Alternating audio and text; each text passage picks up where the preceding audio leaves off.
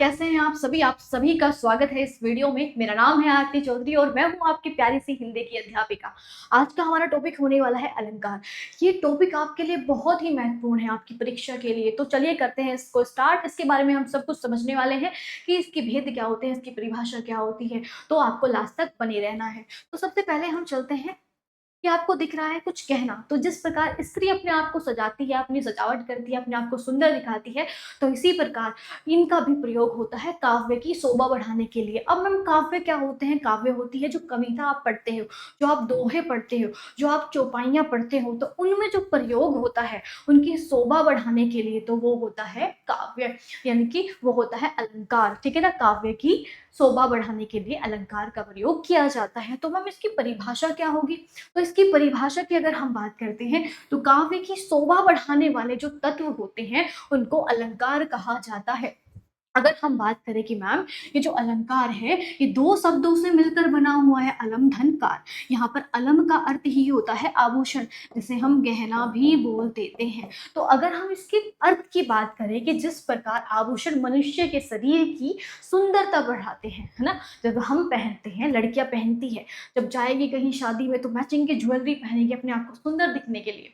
तो वही यहाँ पर इसके बारे में बताया गया है। तो ये भी काव्य की शोभा बढ़ाने के लिए उसी प्रकार से प्रयोग किए जाते हैं कि उसी प्रकार अलंकार भाषा और काव्य में चमत्कार उत्पन्न करते हैं। अब ये चमत्कार कैसे उत्पन्न करते हैं ये समझने वाले हैं। तो चलिए करते हैं स्टार्ट। तो जो अलंकार होते हैं वो मुख्य तीन भेद के होते हैं। अब चमत्कार कैसे उत्पन्न करेंगे ये समझते हैं। शब्द के माध्यम से, मतलब होता है एक शब्द अलंकार जो अपने शब्दों के माध्यम से करता है चमत्कार उत्पन्न। दूसरा होता है अर्थ अलंकार, जो अर्थ के माध्यम से, जब हम कुछ पढ़ते हैं उसका अर्थ जो निकलता है उसके माध्यम से चमत्कार होता है। एक होता है उभय अलंकार, मतलब जो दोनों के माध्यम से, उभय मतलब होता है दोनों, जो दोनों के माध्यम से चमत्कार उत्पन्न करता है। तो यहाँ पर हमें आज का हमारा विषय होने वाला है शब्द अलंकार, क्योंकि आपकी परीक्षा में आपको जो प्रश्न पूछे जाएंगे वो शब्दों के चमत्कार पूछे जाएंगे, यानी कि शब्दों से जो के माध्यम से जो चमत्कार होते हैं, यानी कि शब्द अलंकार से पूछे जाएंगे। अब बात कर लेते हैं शब्द अलंकार मैम होता क्या है। समझ में आ गया, जो शब्दों के माध्यम से चमत्कार करे। अब शब्द अलंकार के तीन अनमोल रतन होते हैं। जैसे उनके दो अनमोल रतन थे, ऐसे ही हमारे तीन अनमोल रतन हैं। अब हमें इनको पढ़ना है। तो बात करें, सबसे पहले होता है अनुप्रास अलंकार। यहाँ पर वर्णों का खेल होगा, क ख ग घ इनका खेल होगा। दूसरा करते हैं यहाँ पर यमक अलंकार। यहाँ पर शब्दों से जादू होगा, यानी कि शब्दों का जादू होगा। यहाँ पर है श्लेष अलंकार। यहाँ पर अर्थों की गहराई, मतलब कि किसी भी शब्द के अर्थ की गहराई हमें समझनी होगी। तो चलिए करते हैं स्टार्ट। बात करते हैं सबसे पहले अनुप्रास अलंकार। तो हमने क्या कहा, अनुप्रास अलंकार में हमें वर्णों की आवर्ती देखने को मिलेगी। तो वर्ण क्या होते हैं? क ख ग घ ए आ ई उ, ये सब देखने को मिलेंगे। तो जैसे कि यहाँ पर क्या है कि चारों चंद्र की चंचल किरणें खेल रही थी जल थल में। तो यहाँ तुम्हें क्या लगा? बड़ा अच्छा लगा होगा सुनने में। आपको वो याद है कि आप पढ़ते थे कि चंदू के चाचा ने चंदू की चाची को चांदनी रात में चांदनी चम्मच से चटनी चटाई। तो वो भी हमारा क्या है? एक अलंकार ही है। वो आपको कैसे याद हुआ है कि उसमें एक ऐसा लग रहा है कि कुछ जो आभूषण सा है ना, कुछ उसकी कोई शोभा बढ़ा रहा है, तो वो अलंकार का ही प्रयोग हुआ है उसमें भी। तो यहाँ पर क्या है कि चारों चंद्र की चंचल किरणें खेल रही थी जल थल में। तो ऐसा लग रहा है ना कि बहुत ही अच्छा सा लग रहा है सुनने में। तो इसमें अलंकार है। यहाँ पर च वर्ण की आवृत्ति जो है वो बार बार हुई है। दूसरा देखते हैं यहाँ पर मधुर मधुर मुस्कान मनोहर मनुज वेश का उजियाला। तो यहाँ पर माँ वर्ण की आवर्ती जो है बार बार हुई है। तो जब भी आपको वर्णों की आवर्ती देखने को मिले तो वहां पर अनुप्रास अलंकार लगा देना है। तो अब बात कर लेते हैं अनुप्रास अलंकार के भेदों की। तो इसके 5 भेद होते हैं। कितने होते हैं? इसके 5 भेद होते हैं। तो पहला होता है छेका अनुप्रास, दूसरा होता है वृत्तानुप्रास, तीसरा होता है श्रुत्यानुप्रास, और चौथा होता है लाटानुप्रास, और पांचवा होता है अंत्यानुप्रास। तो इनके बारे में हम समझने वाले हैं। बात करते हैं छेकानुप्रास की। बच्चा, छेकानुप्रास की अगर हम परिभाषा की बात करें तो यहाँ स्वरूप और क्रम एक या अनेक वर्णों या व्यंजनों की आवर्ती आपको एक बार ही देखने को मिलेगी। मतलब जो व्यंजन होंगे उसकी आवर्ती सिर्फ आपको एक बार ही देखने को मिलेगी। कैसे? जैसे कि रा है तो बस रा एक बार आ सकता है, जैसे कि सा है तो सा एक बार ही आएगा। तो ऐसे आपको बस 2 ही यानी कि वर्ण देखने को मिलेंगे। जैसे कि रीझी रीझी 2 बार है, रहसी रहसी 2 बार है, हंसी हंसी 2 बार है, उठे, यानी कि दिख रहा है तुम्हें, यानी कि एक वर्ण की आवर्ती एक बार ही हो सकती है, 2 बार ही आ सकते हैं इस तरीके से। स्पष्टीकरण की यहाँ र, ह और सा वर्णों की आवृत्ति ठीक उसी क्रम में है, केवल एक बार ही हुई है ना? रीझी रीझी, रहसी रहसी, हंसी हंसी उठे, इस तरीके से। चले आगे, आगे देखते हैं। आगे है हमारा वृत्यानुप्रास। अब वृत्यानुप्रास की अगर हम बात करें तो इसमें क्या है, जहां एक या अनेक वर्णों की आवृत्ति एक से अधिक बार होती है। मतलब उसमें तो सिर्फ एक बार ही हुई है, इसमें हम एक से अधिक बार कर सकते हैं। जैसे कि मुदित महीपति मंदिर आए, सेवक सचिव सुमंत बुलाए, तो माँ और माँ 3 बार हुई है। और यहाँ पर भी सा यानी कि 3 बार हुई है।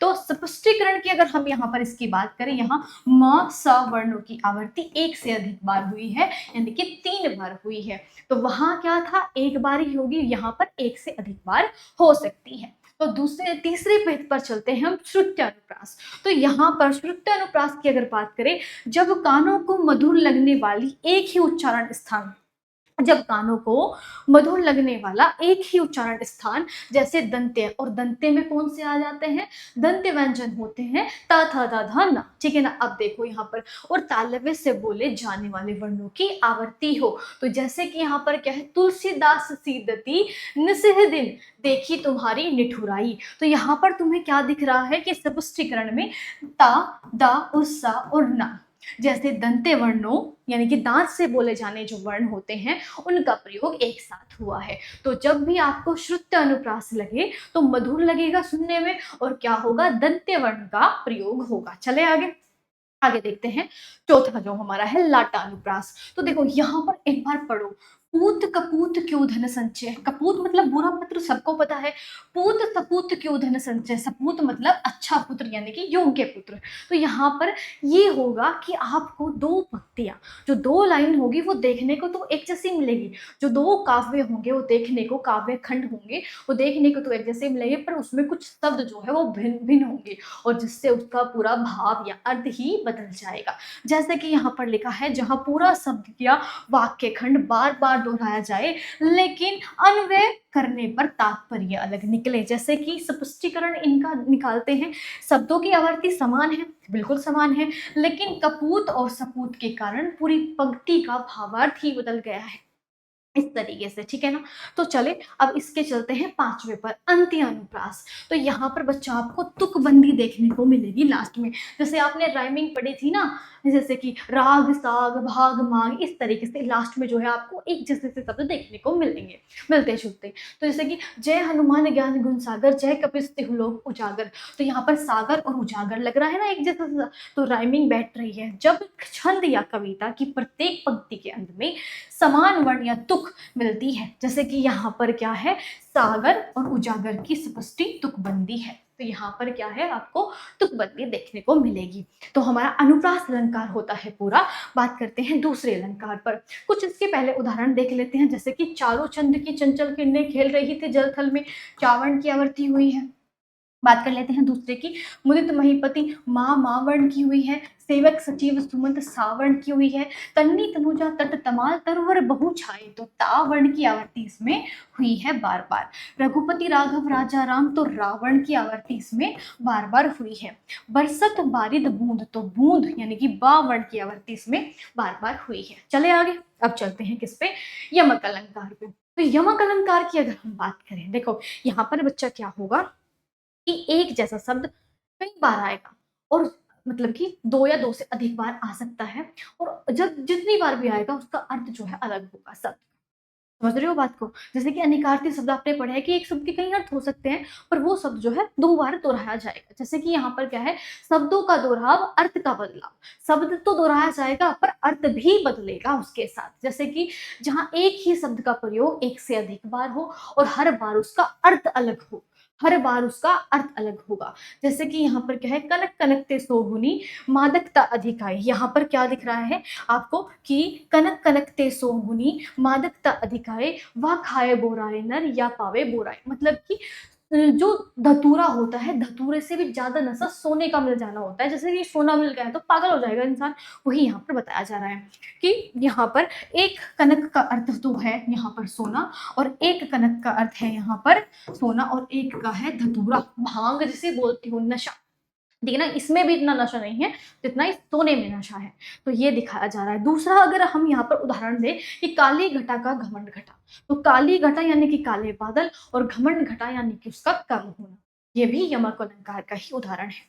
ठीक है, अब चलते हैं श्लेष अलंकार पर। तो श्लेष का अर्थ ही क्या होता है? चिपका हुआ। अब समझेंगे, एक शब्द अनेक अर्थ, मतलब जब भी तुम्हें लगेगा कि पर वो एक ही शब्द होगा, आ तो सकता है वो कई बार, पर वो एक ही शब्द होगा, उसी के ही अनेकार्थी होंगे। जैसे कि अगर हम बात करें, श्लेष का अर्थ होता है चिपका हुआ। जब किसी शब्द का प्रयोग एक ही बार हुआ हो लेकिन उसके एक से अधिक अर्थ निकले, मतलब एक भी बार हुआ हो और उसके अर्थ हमारे जो है अलग निकलेंगे। जैसे कि रहीमन पानी राखिए बिन पानी सब सून। देखो, पानी राखिए इसी के बारे में बताया गया है, पानी सब सून। अब पानी गए न उबरे और मोती मानस चून, मतलब कि एक ही का, ये शब्द एक ही है, एक बार ही प्रयोग हुआ है इस शब्द का, पर इसके अर्थ अलग अलग हैं। जैसे कि रहीमन पानी राखिए, भाई पानी रखो, जल के बिना तो सब सुना है। और मोती मानस चून, तो यहाँ पर क्या है कि मोती के लिए चमक, मतलब जब मोती की चमक चली जाती है तब वो किसी काम का नहीं रहता।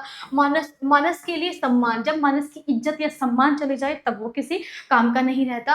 और आटे या चून के लिए बोला है जल, तो भाई जल तो जल ही है, जीवन है। तो यहाँ पर इस तरीके से दिखाया गया है। तो यानी कि एक ही शब्द है, उसी के अर्थ कई बार दिखाए गए हैं। अब अगर हम बात करें दूसरे की, ठीक है ना, तो यहाँ पर यही है कि रहीमन पानी राखिए बिन पानी सब सून। तो यहाँ पर पानी के शब्द के 3 अर्थ दिखाए गए हैं, जैसे कि जल हो गया, सम्मान हो गया और चमक हो गया। चमक या आभा जैसे मोती चूना, इज्जत या आदर या मन का या मान या सम्मान हो गया। और जल यानी कि जीवन के लिए आवश्यक है, जल ही जीवन है, ये मैंने आपको बता दिया है। और एग्जाम्पल की बात कर लेते हैं। जैसे कि यहाँ पर क्या है, चरण धरत चिंता करत चितवन चारों ओर, सुबिरन को खोजत फिरत कवि व्यभिचारी चोर। देखो, कवि किसको खोजता है? सुबरन को। और कवि मतलब कि व्यभिचारी किसको खोजता है? सुबरन को। और चोर किसको खोजता है? सुबरन को। तो यानी कि ये जो सुबरन शब्द है इसके कई अर्थ है। कैसे हैं? सुवर्ण यानी कि सुवर्ण यानी कि कीमती सोना भी हम इसको कह सकते हैं। चोर किसको ढूंढेगा? घर पर आके कीमती चीजों को, यानी कि सोने को। और जो व्यभिचारी होता है वो सुंदर स्त्री को ढूंढता है। और जो काव्य होता है यानी कवि होता है वो सुंदर शब्दों को ढूंढता है ना, वही देखता है कि कुछ मिल जाए जो अपनी कविता में मैं डाल दूं। तो ये यहाँ पर दिखाया गया है। अब बात करते हैं यहाँ पर, मंगन को देखी पट देत बार बार। अब यहाँ पर ये पट शब्द है।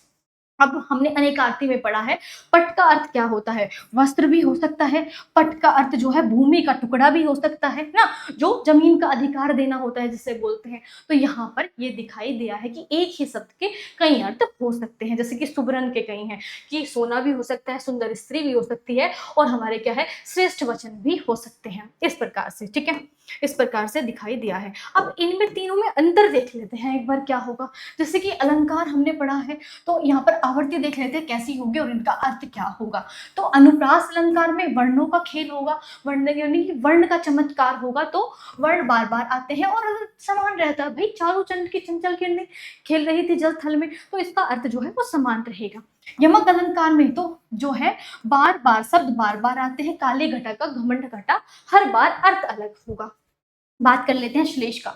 तो श्लेष का अर्थ ही क्या होता है? चिपकना। तो एक ही शब्द आता है, एक ही शब्द के अनेक अर्थ निकलते हैं उसी शब्द के। जैसे कि पानी का इज्जत भी था, है ना, पानी का मोती भी था, चमक भी था, और पानी का जल भी था। इस प्रकार से चले आगे। अब आगे आपके लिए कुछ प्रश्न हैं, जैसे कि काले घटा का घमंड घटा, तो इसमें कौन सा अलंकार हुआ? भाई घटा। घटा मतलब यहाँ पर काले बादल, काले बादल, और दूसरे का है यहाँ पर घटा यानी कि कम होना। तो यहाँ पर यमक अलंकार हो जाएगा। चले दूसरा देखते हैं।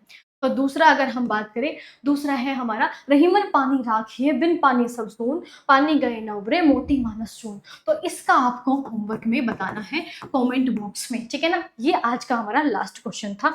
तो आज का अलंकार होता है हमारा पूरा। आपकी परीक्षा के लिए बहुत महत्वपूर्ण है, आपको देखना है, समझ में नहीं आया दोबारा फिर देखना, और कॉमेंट में जरूर बताना है कि आप सभी को कैसा लगा है ये टॉपिक। ठीक है, मिलते हैं एक नई वीडियो के साथ, जब तक आप बने रहे हमारे साथ। Bye bye, take care.